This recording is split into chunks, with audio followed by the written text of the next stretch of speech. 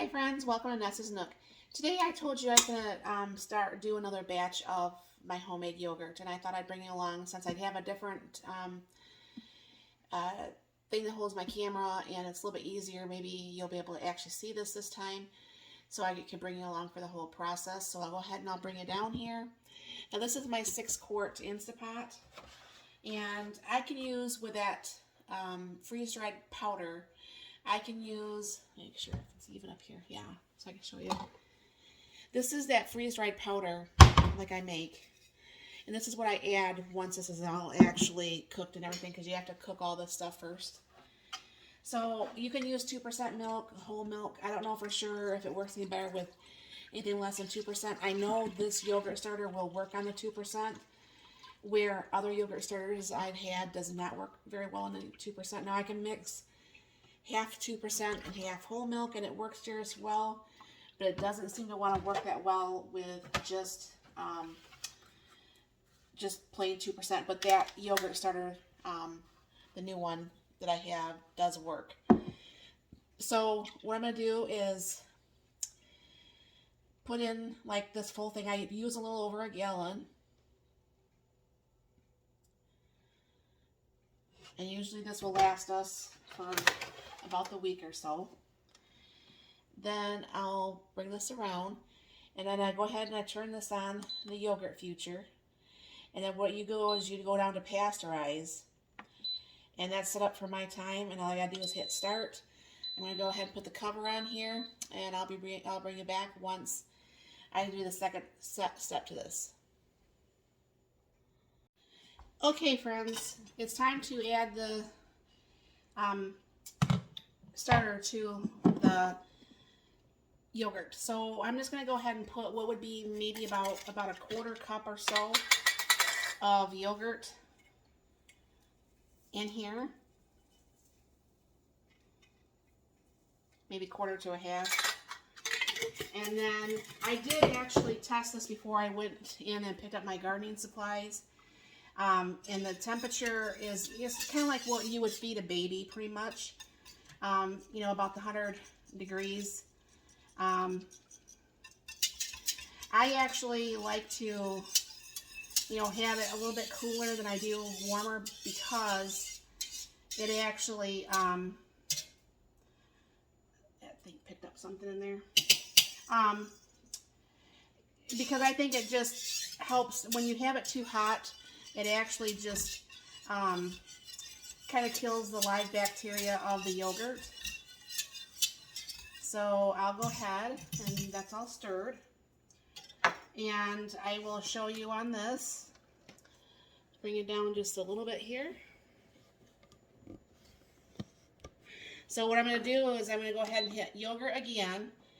Instead of pasteurize, what you're going to do is hit ferment. And I do believe this is set for like 12 hours.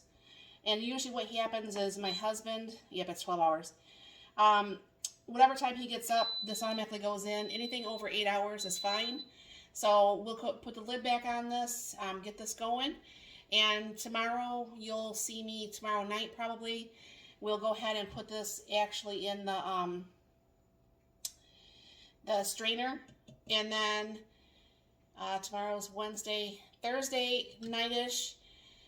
Then we can pull it out of the strainer and we can actually make the yogurt, so we can actually have yogurt to eat. So, like I said, this is not something that, you know, can be like, you know, really super quick, and that's why people wonder, why do you have so many Instapots?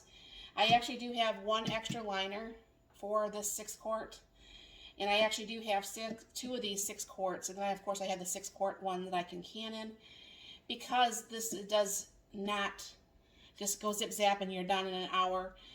This really ties up your machine for quite a while. So just to give you a heads up for anybody who's wanting or needing to want to make some yogurt. So this will be done in the morning. Like I said, most likely Mark is going to go ahead and put this in the fridge before he goes to work, and then it'll sit there all day, and then I'll bring you back tomorrow night when we're ready to go ahead and get that put in there, and you'll see how thick it got and everything like that. So we'll be back. All right, today's the day that we took this and put it in the refrigerator.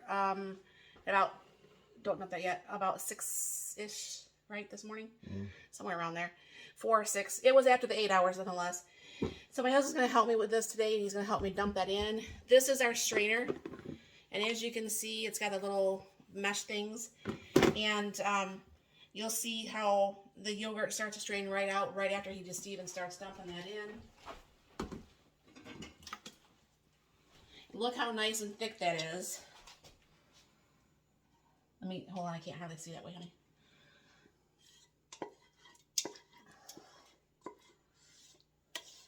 And when it's this full for a couple seconds, I let this stay on the counter for about 5 minutes or so that the lid can actually go on there, because this actually goes up past the lid. But see how nice and thick that already is?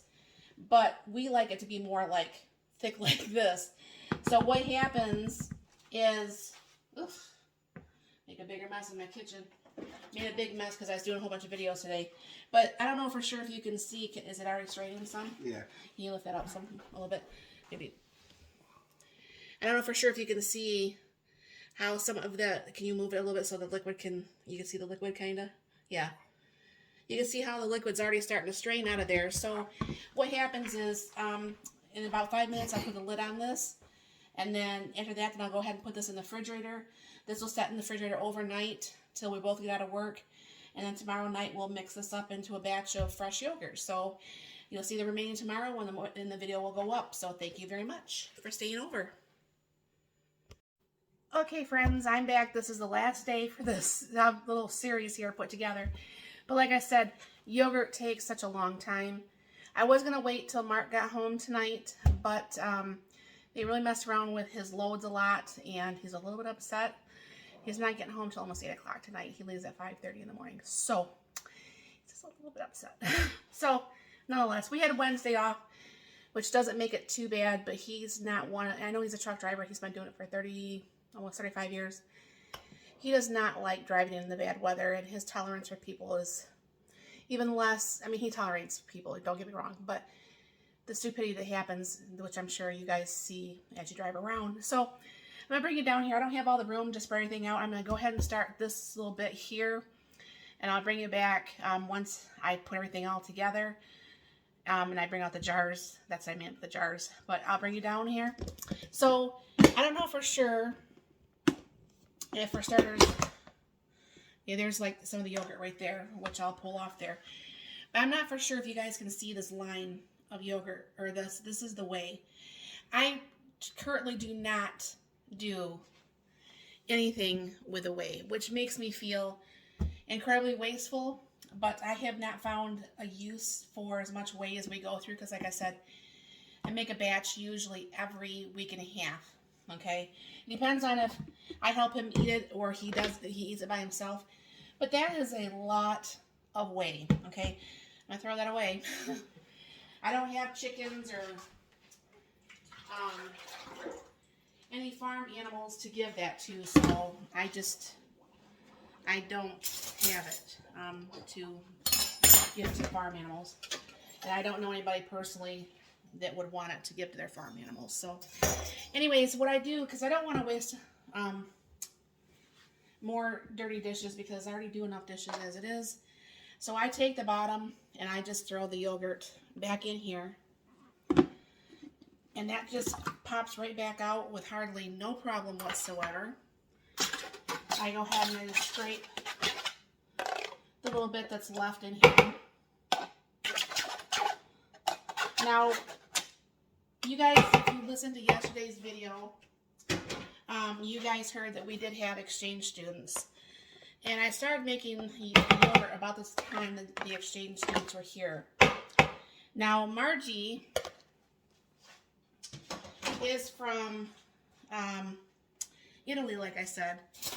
And she did not like actually having the sugar, the vanilla, the pie filling or anything that we do in there. So she would we would mix up the stuff. She would eat it just like this, where the rest of us is like, no, we want the sugar, we want everything else. So she would take out her part for her couple days or week or whatever, depending on how big of a batch we made. And then we mix up the rest. Now, I don't measure this. I never measure this. Maybe I should one of these days, but anyone who knows me knows I don't measure stuff very well.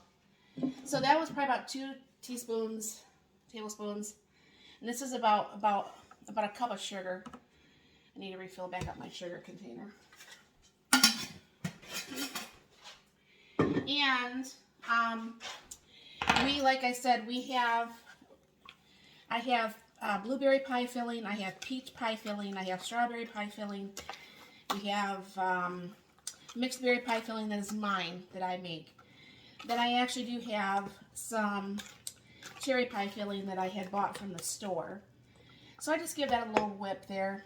And then Mark loves my blueberry pie filling, and you don't have to put that much in there, but it really helps stretch out the yogurt, so it works. And I just like how purple it gets. I like the taste of it. I like it. So we put probably more in there than we probably should, because that is enough to actually probably do a blueberry pie. So I go ahead and dump this in here. Now this is ones I actually made this summer. You look at the pretty color of that.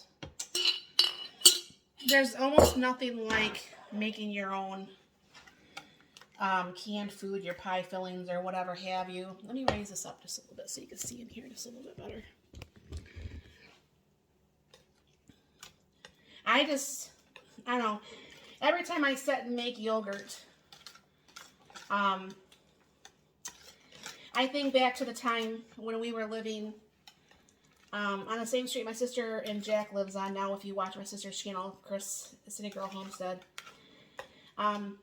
she lives in my parents' old house that she inherited when my parents passed, and I lived across the street and down the street about 3 houses.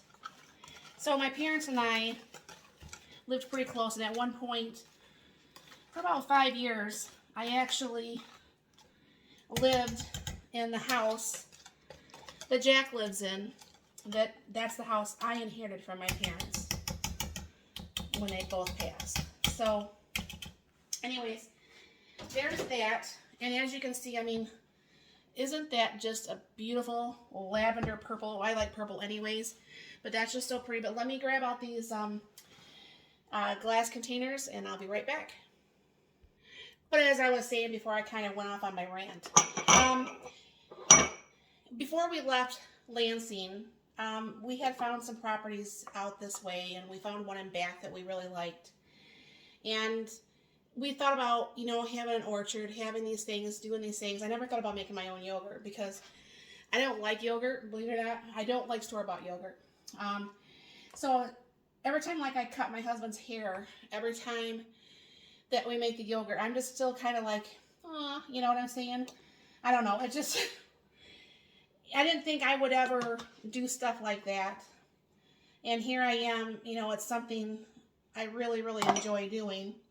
So what I do is I put them in these little 8-ounce containers, and I leave usually enough room to put, I like granola on the top of mine, Mark does not.